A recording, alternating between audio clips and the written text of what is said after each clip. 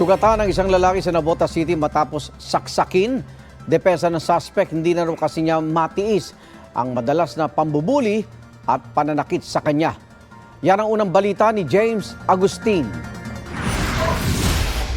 Naglalakad ang lalaking nakasuot ng dilaw na t-shirt sa bahaging ito ng barangay NBBS proper Navotas City kahapon ng umaga.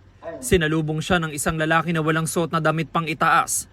Ilang beses siyang pinagsusuntok nito hanggang sa mapunta sa gilid ng kalsada ang lalaking nakadilaw. May dumating na iba pang kabataan sa lugar. Lumayo at tumawid na sa kalsada ang lalaking nakadilaw, pero sinundan pa rin siya ng sumuntok sa kanya.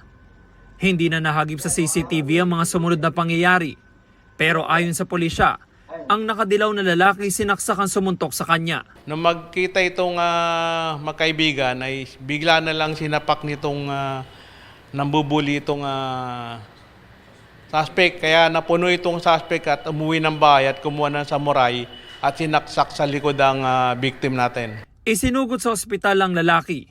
Sa follow-up operation ng pulisya, naaresto ang lalaking nanaksak. Nabawi sa kanya ang ginamit na patalim.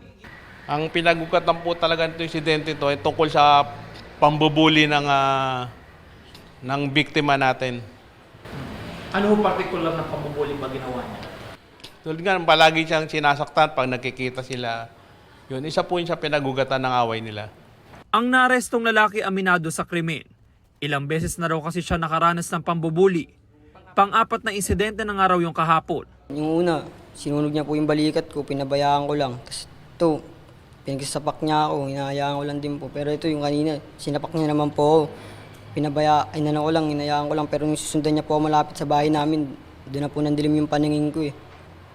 Bakit kaya niya ginagawa sa iyo yan? Hindi ko po alam sir eh.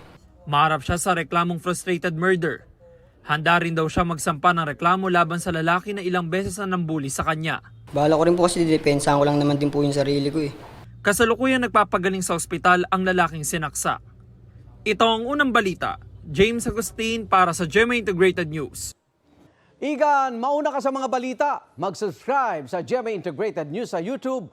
Sa mga kapuso abroad, subaybayan nyo kami sa GMA Pinoy TV at sa www.gmanews.tv.